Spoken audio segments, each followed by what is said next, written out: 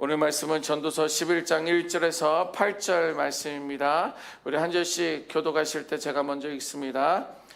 너는 내 떡을 물 위에 던져라. 여러 날 후에 도로 찾으리라. 7에게나 8에게 나눠줄지어다. 무슨 재앙이 땅에 임하는지 내가 알지 못함이니라. 구름에 비가 가득하면 땅에 쏟아지며 나무가 나무로나 북으로나 쓰러지면 그 쓰러진 곳에 그냥 있으리라. 풍세를 살펴보는 자는 파종하지 못할 것이요 구름만 바라보는 자는 거두지 못하리라. 바람의 길이 어떠함과 아이벤 자의 태에서 뼈가 어떻게 자라는지를 내가 알지 못함같이 만사를 성취하시는 하나님의 일을 내가 알지 못하느니라.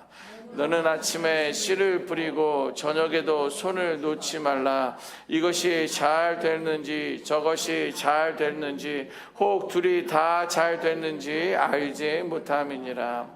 빛은 실로 아름다운 것이라 눈으로 해를 보는 것이 즐거운 일이로다. 사람이 여러 해를 살면 항상 즐거워할지로다. 그러나 캄캄한 날들이 많으리니 그 날들을 생각할지로다. 다가올 일은 다 헛되도다. 아멘.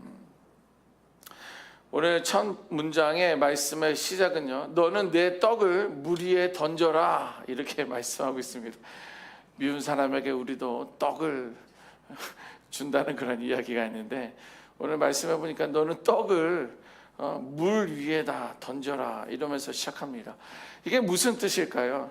여러분들이 들고 있는 떡을 물에다가 던지면 떡은 사라지고 아무 소용이 없게 됩니다. 저는 말씀을 묵상하면서 아니 이 떡을 뭐 내가 먹으면 좀 맛있게 잘 먹을 텐데 무슨 떡을 먹을까 그러면서 또 엉뚱한 생각으로 빠져나가기도 했는데요.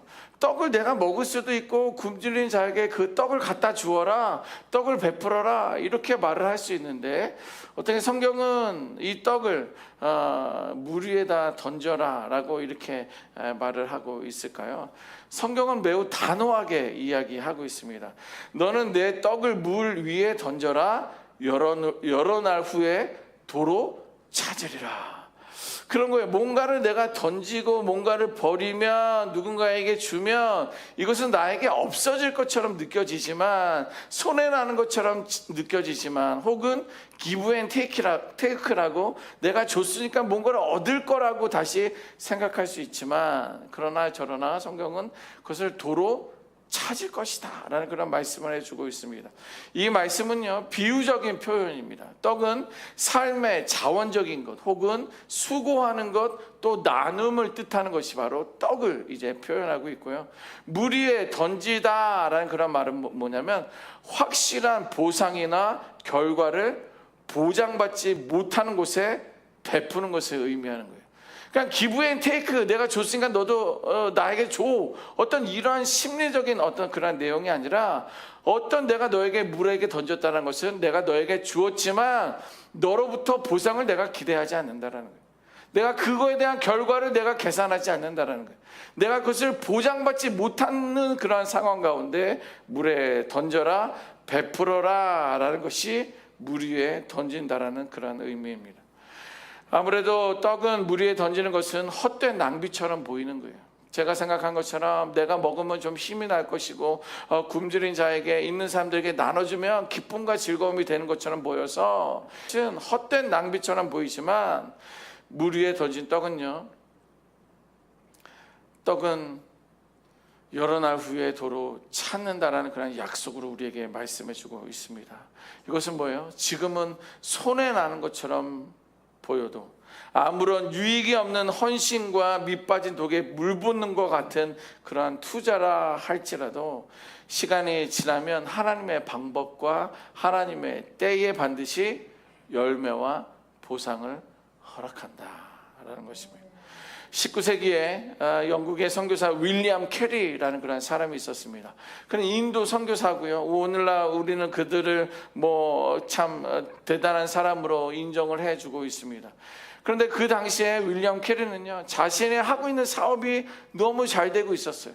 그러니까 뭐 부모님에게 부모님 내가 인도로 선교사로 가겠습니다 라고 말했더니 야 왜 그러냐 그러지 말라 그럴 수 없다 너가 이 어떻게 잘 나가는 비즈니스를 두고 그 험한 그 인도로 갈 수 있느냐 라고 반대를 합니다.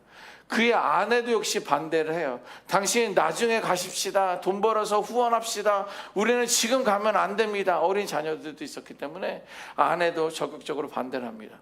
그런데 또 무엇보다 누가 반대했느냐? 교회가 반대하는 거예요. 선교하러 가겠다는데 교회가 반대하는 거예요. 윌리엄 캐리 가지 마십시오. 당신은 지금의 때가 아닙니다. 지금이 어느 때인데 선교하러 갑니까? 라고 교회가 반대했다라는 그런 기록이 있습니다. 그럼에도 하나님의 부르심에 그 열정이 너무도 간절하여서 그는 세계 선교에 대한 하나님의 부르심 앞에 인도로 가게 되었습니다.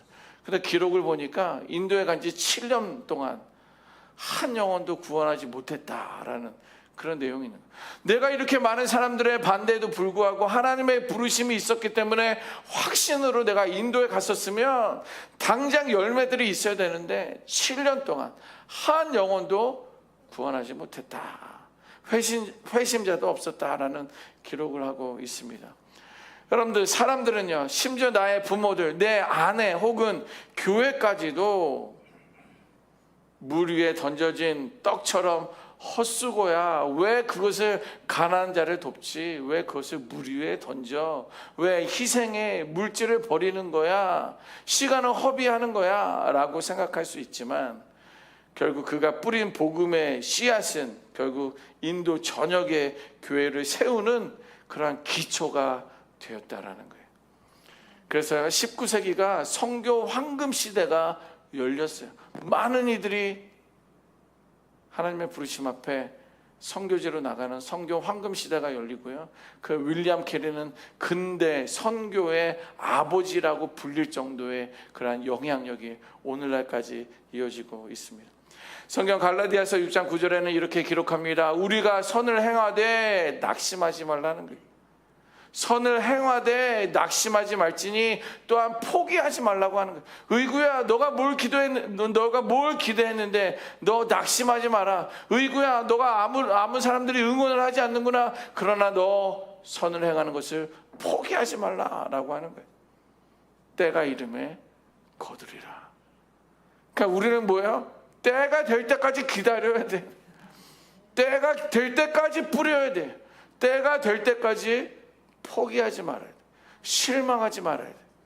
때가 이름에 너가 거두리라. 거둘 것을 생각하면 얼마나 풍족합니까? 그런 기대감으로 하나님의 약속을 붙들 수 있어야 되는 것이고요. 이어서 잠언 11장 18절은 이렇게 말합니다. 악인의 삭은 허무하되 공의를 뿌린 자의 상은 확실하다라는. 공의를 뿌린 사람은 그 상이 확실하다라는, 명확하다라는 거예요.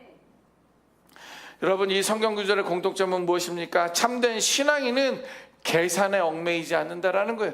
우리는 많이 계산하잖아요. 많은 것을 어떤 결과를 기대하잖아요. 그러나 믿음의 사람들은, 참된 신앙인들은 계산하는 것에 얽매이지 말라는 거예요. 믿음으로 선을 행하고 씨를 뿌려라 라고 우리에게 권면해 주고 있습니다. 믿음이라는 것은요 계산에서 나오는 게 아니라 믿음의 결단을 요구하고 있는 거예요. 계산하니까 맞아, 이때쯤 되는 이런 일들이 있을 것이고 이때쯤 되면 어떤 현상들이 일어날 거야, 일어나면 좋겠어, 일어나게 하여 주시옵소서 라고 계산하고 기도하는 것이 아니라 믿음의 결단을 요구하는 거예요. 물에다가 떡을 던지면 그냥 가라앉는 것처럼, 밑 빠진 독에다가 물을 붓는 것은 아무런 수고가 없는 것처럼 보여도, 그렇게 사람들이, 가족들이 반대해도 7년 동안 헌신자들이 믿음에 결단한 사람이 아무리 없어도 때가 되니까 하나님께서 결단을, 열매를 맺게 해주시는 줄 믿습니다. 떡을 던져라. 하나님 때에 돌아오게 될 것입니다. 여러분, 세상에서는요 이익의 계산을 따집니다. 세상은 투자와 이익을 계산하게 합니다. 그러나 하나님은 계산이 아닌 믿음의 결단을 요구하고 있어요. 보이지 않는다 할지라도, 잡히지 않는다 할지라도 먼저 믿음의 결단을 오늘 이 아침에도 우리에게 요구하고 계시는 줄 믿습니다. 하나님의 나라는요, 계산이 아니라 순종을 심는 그러한 삶이라는 거예요. 오늘 이 아침에도 여러분들이 나오셔서 흘린 그 땀과 눈물과 시간을 하나님께서는 헛되게 생각하지 않으실 것입니다. 이어서 2절 말씀해 보면 7에게나 8에게나 나눠줄지라 이렇게 기록하고 있어요. 이 앞일은요, 알 수 없기 때문에 그런 거예요. 왜 7, 8명은 무엇인가, 무슨 재앙이 닥칠지 우리는 모르고 있기 때문에 그런 거예요. 성경은 말하고 있는데요, 너희는 이 땅에 너희의 재물을 쌓아두지 말라, 너희들은 나누라 라고 말하고 있어요. 그리고 뭐예요? 내일 누군가의 생명을 그것으로 인하여 살 것이고 그 사람은 나를 살릴 수 있기 때문에 너희가 가지고 있는 것들을 땅에다 쌓아두지 말라는 거예요. 다 나누라고 말해주고 있습니다. 여기서 7, 8은 구체적인 숫자가 아니라 충분히 나눠주라는 거예요. 넉넉하게 나눠주라는 거예요. 또 다양하게 나눠주라는 거예요. 누군가가 이렇게 나눠줬으니까 똑같이 그렇게 그 모습으로 나누는 것이 아니라 내게 쌓아두었던 나만이 가지고 있는 것들을 충분히 넉넉히 다양하게 7, 8에게 나눠주라는 것입니다. 여러분, 인생은요, 불확실하기 때문에 언제 어떤 어려움이나 재앙이 닥칠지 몰라요. 그렇게 자기만 움켜쥐고 있는 사는 삶이 아니라 나누고 베푸는 삶을 살라는 거예요. 지금 내가 있었기 때문에 나누고 베풀었더니 나중에 내가 이렇게 될 줄 몰랐는데, 내가 누군가의 도움이 필요할 때나 내가 누군가의 어떤 상황이 상태가 도움이 필요할 때 흘려보냈던, 나누었던, 베풀었던 그 사랑이 나에게 돌아오는 것에 대해서 성경은 말해주고 있는 것입니다. 자, 잠언 19장 17절에는 이렇게 정의합니다. 가난한 자를 불쌍히 여기는 것은 여호와께 구워드리는 것이다. 누구에게 구워본 적 있습니까? 이것 좀 빌려줘. 이것 좀 해줘. 내가 일주일 후에 갚을게. 아니면 1년 안에 갚을게. 그 말하기가 쉬워요, 어려워요? 그 누군가에게 빌린다는 것은, 꾼다라는 것은 참 어렵습니다. 그런데 또 구워주는 것은 쉬워요, 어려워요? 구워주는 것도 쉬운 일이 아니에요. 성경은 아예 구워주지 말고 줄 수 있을 만큼 주어라 이렇게 말하니까 구워주는 것도 어렵다는 거예요. 그런데 성경은 잠언을 통해서 분명히 말하는 것은 가난한 자를 불쌍히 여기는 것은, 그래서 그에게 나누고 베풀고 지원하는 것은 하나님께 구워드린다라는 거예요. 여러분, 가난한 자를 불쌍히 여긴다는 것은 경제적인 어려움에 있는 그러한 사람들만 이야기하지 않습니다. 사회적으로 약하고 도움을 필요하는 모든 사람들을 이야기하는 거예요. 그래서 하나님은 그들에 대해서 하나님의 마음이 늘 연약한 자들과 함께 있는데, 성경에서는요, 저와 여러분들이 가난한 자를 돕는 것은요, 사실상 그 사람에게 직접 주는 것이 아니라 그에게 직접 주는 것처럼 보이지만 오히려 그것은 하나님께 구워드린다는 거예요. 성경 몇 번 읽어봤지만 이 말씀은 오늘 묵상하면서 처음 눈에 띈 거예요. 하나님께 구워드린다. 아니, 내가 뭔데 하나님께 구워드려? 내가 사실 가지고 있는 것도 다 하나님의 것인데, 근데 하나님에게 다시 구워줘? 이런 이득이 있는 게 어디 있습니까? 왜요? 하나님은요, 신실하신 하나님, 구워준 것을 그냥 빚진 채로 도망 다니시는 그런 하나님이 아니시고 반드시 갚아주신다라는 거예요. 보상해 주신다라는 거예요.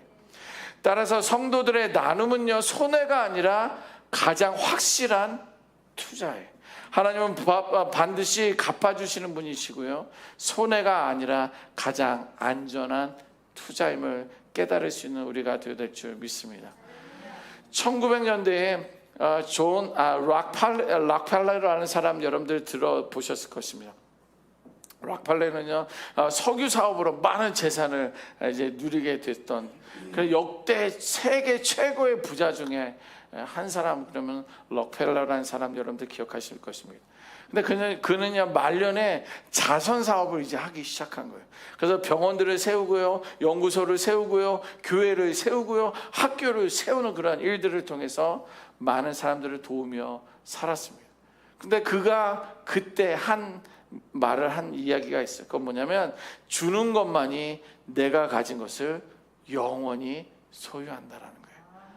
아무리 견고한 근보를 세우고 경비를 세우고 그래도 내가 쌓아놓은 것은 내가 죽으면 바람을 잡는, 아무리 잡을 수 없는 것들이지만, 그러나 내가 있는 것을 나눈다는 것은, 그들에게 준다는 것은 그것을 영원히 소유하는 것이다 라고 말을 하고 있습니다. 사실 목사님, 나도 그 정도 부자면 그렇게 하겠어요. 혹시 그런 생각하시는 분들 계십니까? 이미 여러분들은 부자예요. 여러분들은 부자입니다. 이어서 4절을 보면 바람을 살피는 자는 파종하지 못한다라고 말하고 있어요. 이게 뭐예요? 바람을 살피는 거. 바람이 이렇게 부네. 오늘 또 서풍이 부네. 예, 지중해 풍이 부네. 라고 하면서 바람이 살피는 자는 파종하지 못한다, 심지 못한다라는 거예요. 이거는 뭐냐면 조건이 완벽해지기를 기다리는 사람들은 아무 일도 못한다라는 거예요. 조건이 열리고 환경이 열리면 그때 하겠다, 그때 심으면 되지라고 생각해서는 아무 일도 열매를 맺지 못한다는, 지금이 중요하다라는 거예요. 우리들은 종종 이런 표현을 합니다. 경제가 좀 나아지면 헌신하겠습니다. 시간이 좀 생기면 봉사하겠습니다. 이런 말들도 많이 하기도 하고 많이도 들어봤습니다. 그러나 여러분, 그런 날이 오지 않습니다. 죄송해요. 그런 날이 오지 않아요. 신앙은요, 조건 때문이 아니라 전적인 순종에서 오는 거예요. 조건을 따지고 나서 계산하고 나서 또 계산 이야기가 나오는데, 이런 것을 계산하고 나서 조건이 맞으면 순종하는 것이 아니라, 조건이 아니라 우리는 전적인 순종이기 때문에 그래요. 그래서 오늘 파종해야 됩니다. 오늘 순종할 수 있는 우리가 되어야 될 줄 믿습니다. 그래서 6절에 보면요, 너는 아침에 씨를 뿌리고 저녁에도 손을 놓지 말라라는 거예요. 이것이 잘 됐는지 저것이 잘 됐는지 혹 둘이 다 잘 됐는지 알지 못하기 때문이라는 거예요. 아침에 씨를 뿌리고 저녁에도 손을 거두지 말라는 것은 뭐냐면, 결과는 알 수 없기 때문에 씨를 뿌려야 열매가 맺힌다라는 거예요. 이제 뭐 봄에도 심는 것들이 있지만, 이제 가을 겨울 돼가면서 또 여러분들이 이렇게 파종하면서 뭐 심는 것들이 있다라고, 또 그런 시즌이 되고 있지 않습니까? 여러분들 농부가, 혹은 이제 여러분들도 마찬가지예요. 봄에 씨를 뿌릴 때 매일 하늘을 보면서 올해는 흉년이 들지 않을까 이런 걱정만 한다면 씨앗을 뿌릴 수가 없어요. 오늘 해가 뜨거우니까 내일 하자, 오늘은 바람이 부니까 내일 하자가 아니라, 농부가 하늘을 보면서 올 여름에는 바람이 많이 분다니까, 폭풍이 많이 분다니까, 이런 저런 계산으로 씨를 뿌리지 못한다면 가을에 결코 열매를 거둘 수 없다라는 거예요. 씨를 뿌려라 라고 말하는 거예요. 아침에도 저녁에도 씨를 뿌리라는 거예요. 하나님께서는요, 거둘 날을 우리에게 허락해 주실 줄 믿습니다. 그래서 오늘 보면 전도서 11장은요 우리에게 이렇게 도전합니다. 계산하지 말라, 믿음으로 살아가라. 기다리지 말아라, 오늘 순종하라. 옮겨주지 말아라, 나누고 베풀어라. 여러분, 우리들의 인생은 짧지만 하나님 안에서 누려라 라고 말해주고 있어요. 반짝하고 해 뜰 날을 기다리는 것이 아니라, 오늘 내게 주신 이 하루를 말씀으로, 기도로, 또 씨를 뿌리며, 또 있는 것을 나누고 베풀며 믿음의 삶을 살아갈 수 있는 우리 모두가 되어야 될 줄 믿습니다. 우리는 내일 일을 알 수가 없어요. 오늘 주어진 이 자리에서 믿음으로 씨를 뿌릴 때 하나님께서 반드시 열매를 맺게 해주실 줄 믿습니다. 기도하겠습니다.